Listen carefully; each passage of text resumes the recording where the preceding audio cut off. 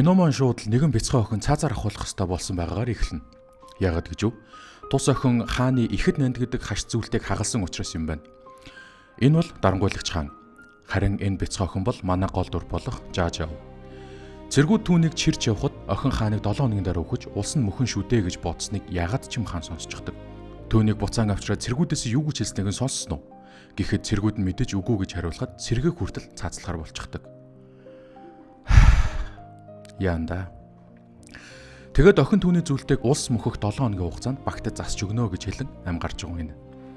Их л тарчиг амьдралтай бололтой нэгэн хаалган доогуур шургаж гараад гэртээ орон ээжигээ хийсэн хоолыг идэх гэтэл амтгүй муудсан хоолыг 5 настай өгөөд хэрхэн идэх вүлээ дээ. Би хоол олцоход ирья.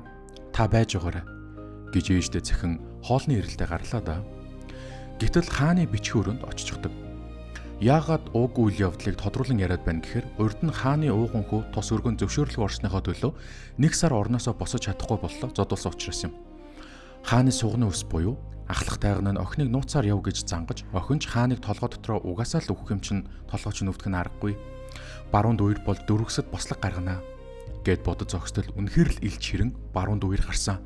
Дөрвөсөд бослог гаргаж өгөх хэмээж хаанч охины зөгнөл биелэлээ хэмээн бодож түүнийг анзаарч охинч зүхтах газаргүй бол цэргүүдэд баригдан хааны өмнө очлоо.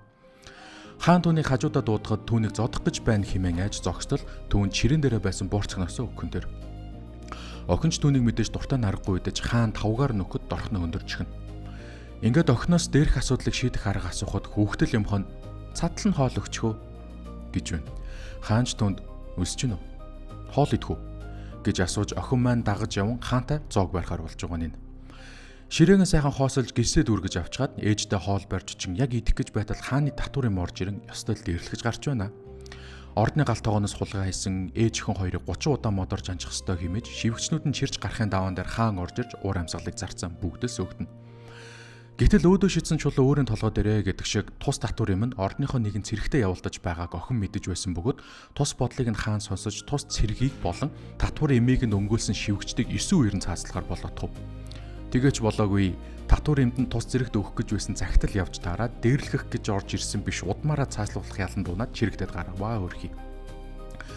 Хаан охины өмнө сөгдөж суугаад би үнэхээр 7 хоногийн дараа өгөх юм уу гэд пал хийтэл асуухад бүгд сөгдөж охинч миний утлыг уншаад байгаа юм бах та гэж бодогч өөрөө санаандгүй хэлчихсэн байж магадгүй юм тавьширч нүүрэн дээрээ та хаан юм чинь өгөхгүй мөнх наслна гэж инээдэг.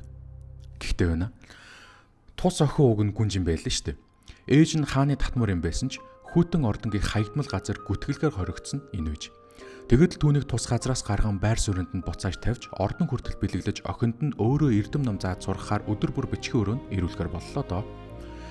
Тэндээс хамтдаа судар уншин суугаад уншсан зүйл болгон дээрээс охины бодолд урвагч болох үйл явдал асуудлыг хэрхэн шийдэх санаанууд орж ирэн хаанч тэрийг бүгдийг нь ойлгон хүлээн авч охины бодлын дагуу чимээгүйхэн улс орныг цэвэрлэж өөрийн мөхлөө замаас гарахыг хичээнэ. Энэ бяцхан охин яагаад энэ бүгдийг мэдж байгаа юм бол хаан өөрийн 7 хоногийн дараа хүүхдэр ирээд үгүйс мултарч чадах болов? Та бүхэн киногоо бүтэн үзэх хүсвэл хоригж бичээрэй.